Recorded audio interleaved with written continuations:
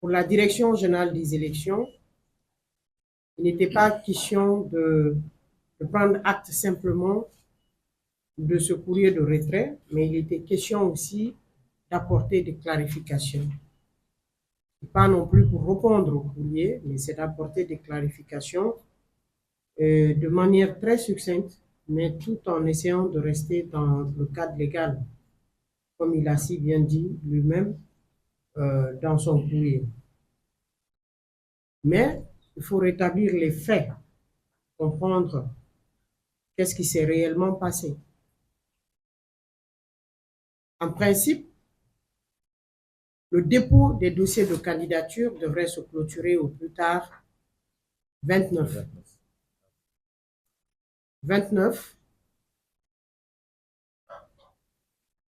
Et nous avons prorogé jusqu'au 3 avril. 29 mars, c'était la date limite. La décision existe. À la date du 29,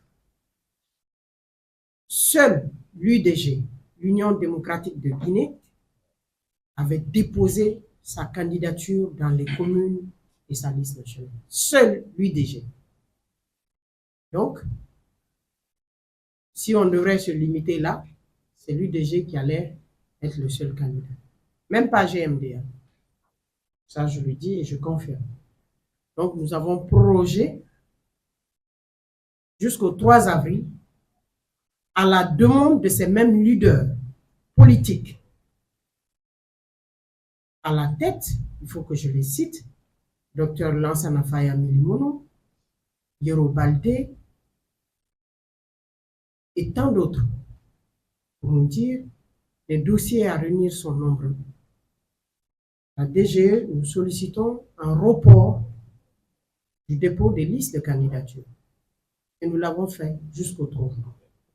Par contre, il y a d'autres qui étaient allés dans des contestations pour dire c'était J-44, J-45. Et je ne me rappelle pas un seul jour si un leader a franchi cette porte et qui n'ait pas été reçu et répondu. Il y a ce que la loi dit quand vous couplez deux élections, c'est les élections nationales et les élections locales. Si la loi dit pour les élections liées au communal, il faut J-44, mais par contre, ce n'est pas ce qui est dit. Donc, l'arbitrage technique se fait au niveau de l'organe de gestion pour trouver le juste milieu pour que chacun y trouve son compte. C'est ce qui fut fait. Et les dépôts de dossiers de candidature ont commencé à arriver le 2 avril. On a un système informatique, tout est retraçable. 2 avril, 3 avril. 3 avril, pour des journalistes qui sont passés là, c'était envahi cette salle. J'ai encore pris un communiqué pour proroger jusqu'à minuit, pour favoriser encore ces leaders et ces candidats. Jusqu'à minuit. Imaginez dans les confins de nos communes rurales que les gens ont travaillé dans des conditions très difficiles où il n'y avait pas de lumière. Il fallait prendre des dispositions pour trouver des groupes électrogènes. C'est en ce moment que les gens ont commencé à déposer les listes de candidatures. C'est ça la réalité. La dernière minute. Ensuite, beaucoup l'ont déposé sans caution. Mais, loi pour loi, si nous allons dans le code est très clair. Le dépôt, la caution, elle est payée à J-55. J-55 de la date. Et à l'époque, la date était fixée au 24. Ce que la DGE fait, il ne s'agit pas de se braquer sur l'application de la loi. Il s'agit aussi d'analyser les demandes que vous recevez des candidats et essayer de réajuster. Donc, on a laissé ouvert. Et on a demandé au Trésor. Une demande a été faite au directeur général du Trésor de continuer à délivrer les cautions parce qu'il y avait 3 niveaux de versement des cautions, 2 niveaux. Les trésoriers des préfectures devaient recevoir les cautions pour les listes de candidatures communales les trésoriers régionaux pour les préfectures chefs-lieux des régions et au niveau du trésor ici, la direction générale du trésor à Conakry et à la banque centrale où les comptes sont logés. Donc il y avait ces 3 niveaux de dépôt qui devraient permettre à tout un chacun d'aller déposer les cautions de candidature. J'avoue que nous avons encore accepté cela de déroger. Et après le 4, il y avait des leaders encore qui n'avaient pas payé la caution de candidature qui est éliminatoire. Je le dis haut et fort et je suis prête à faire une confrontation avec ces leaders. Ils sont venus me demander d'en faire une dérogation, de faire qu'ils ont été à la Banque centrale, voir le directeur d'exploitation, voir le directeur général du Trésor qui demande à ce que je fasse une dérogation. Si je fais la demande de dérogation, et ils vont s'appliquer, sinon eux, ils restent derrière la loi. Je les ai dit que je ne ferai pas de dérogation. Pourquoi? Parce que si je fais la dérogation, vous serez encore les premiers à taper sur moi. Parce que ceux qui ont été dans les délais ne seront pas contents. Donc, il n'y a pas eu de dérogation. Et chaque fois, quand les gens partaient rencontrer le directeur d'exploitation à la banque, ou rencontrer les cadres, ils disaient allez à la DGE pour qu'il y ait une dérogation. Je ne fais pas de dérogation parce que nous étions hors délai et qu'on avait favorisé les uns et les autres. Ça, c'est en ce qui concerne le dépôt de caution. Pour la commission financière,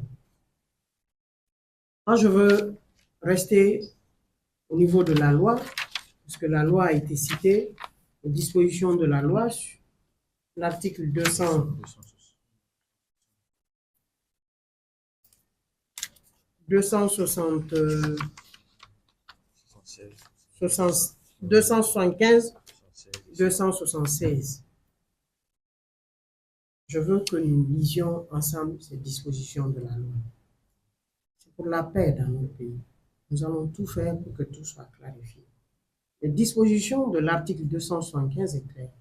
De la fixation du montant de la caution et des plafonds de dépenses. Sur proposition d'une commission financière, l'OTIG fixe le montant de la caution à verser par les candidats ou les mandataires des entités prenant part aux élections dans les délais indicatifs arrêtés par la même décision. L'OTIG, à la suite d'une délibération du Conseil national électoral, fixe également le plafonnement du montant global des dépenses pouvant être engagées par candidat ou liste de candidats prenant part à une élection communale, régionale, législative, sénatoriale ou présidentielle. Ça, c'est les dispositions de l'article 275. Vous pouvez la consulter. De la composition de la commission financière. La commission financière visée à l'alinéa 1er de l'article précédent est composée du président, du Conseil national électoral ou son représentant, du ministre en charge de l'économie et des finances ou son représentant comme rapporteur, du ministre chargé de l'administration du territoire et de la décentralisation ou son représentant membre, du directeur exécutif national des élections, membre d'un représentant de chacun des partis politiques ou candidats indépendants engagés. C'est ça qu'on nous reproche. On n'a pas associé les représentants des candidats. Je pense, je l'ai dit une fois au passage, soyons quand même réalistes dans ce que nous disons. On a reçu le minimum par commune, c'est 2 dossiers de candidature. 375 fois 2, ça fait 1000. Là. On devrait recevoir ici les mandataires de ces 1000 qui prétestaient être candidats ou plus. Parce qu'il y en a, c'est en cours de route qu'ils ont laissé tomber. Ensuite, les candidats à l'uninominal ou plurinominal, 50 circonscriptions, il fallait recevoir leurs représentants.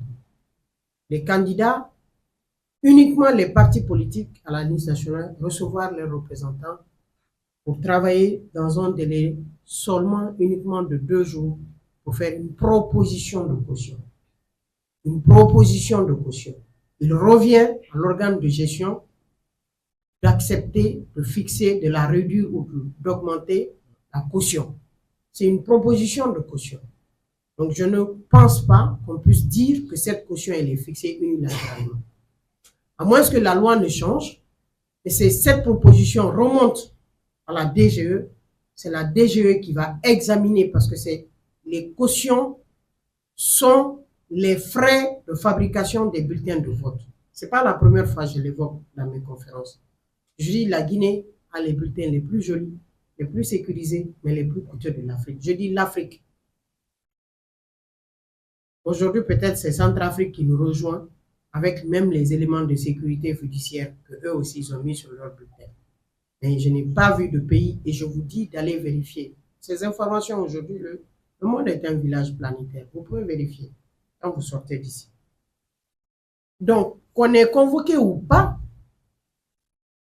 nous avons vu techniquement la loi pour ces élections couplées n'était pas applicable en invitant des gens de Poropara en passant par Gougoudje ou en passant par Kamsar ou Sangaredi, que ces gens rejoignent ici pour venir être membres d'une commission financière.